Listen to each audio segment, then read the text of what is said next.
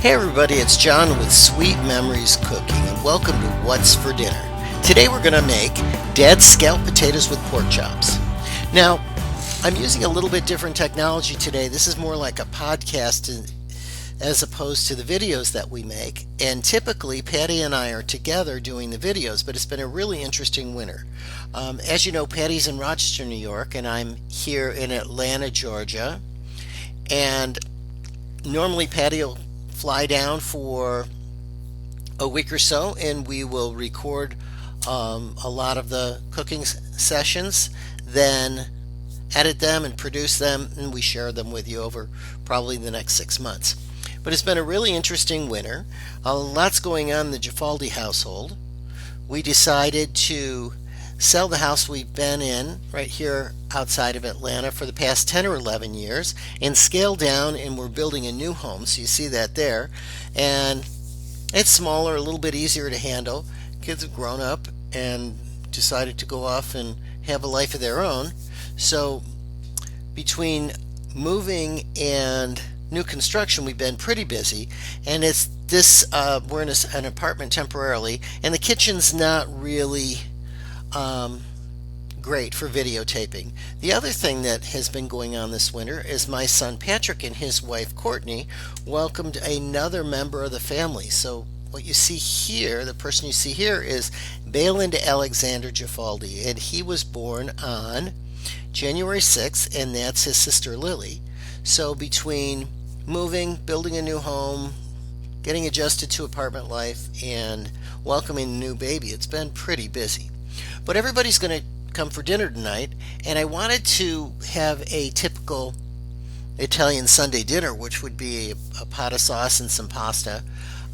But since Courtney is breastfeeding, we're going to stay away from anything that's acidic. So I remembered that Dad used to make this scalloped potatoes with pork chops, and that's the recipe that I want to share with you today.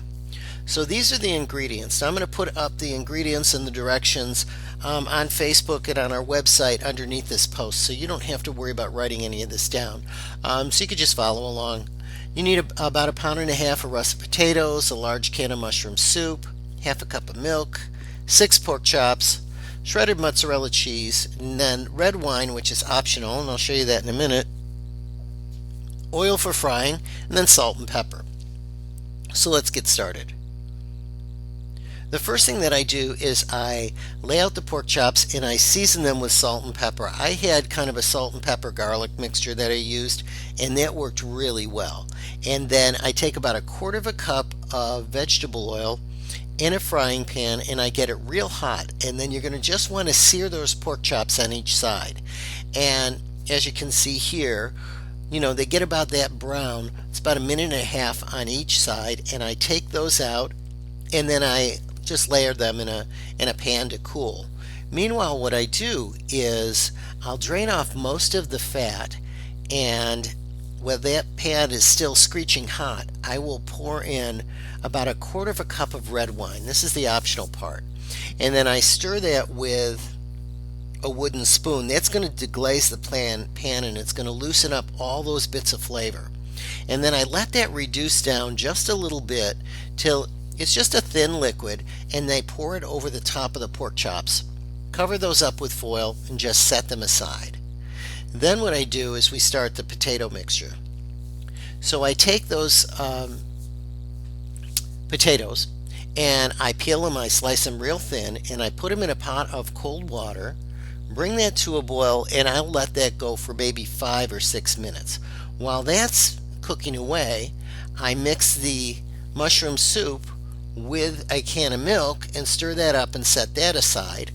And since I don't have all of my cooking supplies, what I did is I just purchased a lasagna size foil pan at the grocery store, sprayed that with Pam, and then started layering the potatoes. Now once those potatoes are done though, you do want to drain them and cool them. Once they're cool, I take a layer of the potatoes, and then I ladle in the soup over the top of it and take that mozzarella cheese, put a handful of cheese in. And I do that and just keep that layering going until you've filled the pan like I've done here. Then I go back, I uncover those pork chops and layer them right over the top.